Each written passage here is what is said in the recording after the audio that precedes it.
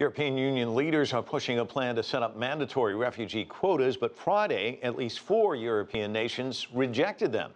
So why does the EU think they're necessary, and could this entire crisis have been prevented? I talked about that with the EU's ambassador to the United States, David O'Sullivan.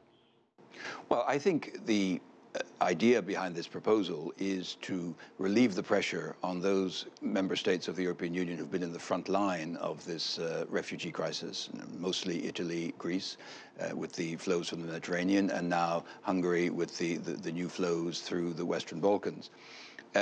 Clearly, this is more than these countries can cope with, heroic though their response has been, and I think the Italians have been extremely generous, the Greeks also, notwithstanding their own economic difficulties. So we do need a solidarity mechanism across all 28 member states. The Commission view is that rather than have this be the subject of continuous negotiation and bickering, we should put in place a permanent mechanism and agree a distribution key. Now, this will be controversial. There will be some countries who will resist the idea of an automatic and mandatory system. This will be the subject of debate next week.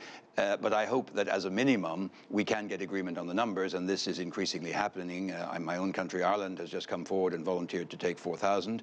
So I think the most important thing is to get agreement on the numbers, but I also think there is a lot of merit in having a permanent system for automatically reallocating refugee applicants when there is a surge of this kind.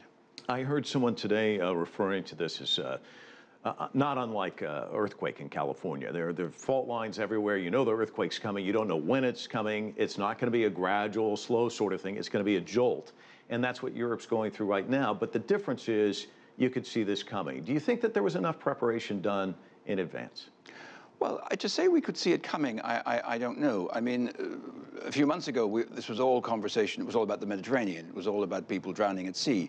And we were accused then of not doing enough, even though the Italians had had a heroic naval mission, and we've now stepped up considerably the search and rescue in the Mediterranean, saving many hundreds of thousands of lives and relocating people onto camps in Italy and in Greece.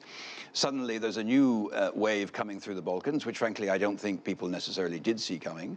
And clearly Hungary was not equipped to deal with the numbers which came through. So now we have to address that issue. And let's not forget the fact that the camps which were set up temporarily in Jordan, Lebanon, and Turkey were not designed to house people for 4, 5, 6 years. They were not designed to have people see their families grow and start living their lives and provide the schooling for your children. So I think it would be good if other parts of the global community, including those countries geographically close, such as the Gulf states or the other Arab states, could help in helping to improve the conditions in the camps, and also looking at the possibility, perhaps, of providing some outlets for these refugees who are so despairing.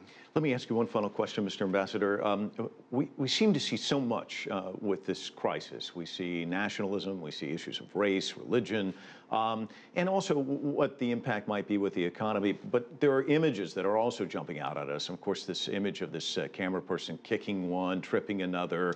We're seeing the good, bad, and the ugly. What would you say to viewers watching this about what should be the takeaway? Well, I think inevitably some of the unpleasant images are what sticks in our minds, and the photograph of the young boy lying dead on the seashore is something I think that will be seared on the minds of all of us. But I would argue that certainly in Europe, there's a huge amount of positive. The efforts of the Italian Navy over the last year, who have saved nearly 120,000 people drowning at sea, the willingness of the people of Italy to open their homes and their schools and their town halls to refugees coming off boats, the people of Greece going through a horrendous economic suffering of their own, nonetheless being willing to take in and shelter and provide food to refugees. So I think there's a lot of good comes out of these situations, and we should not lose sight of that. Ambassador O'Sullivan, thanks so much. Thank you very much indeed.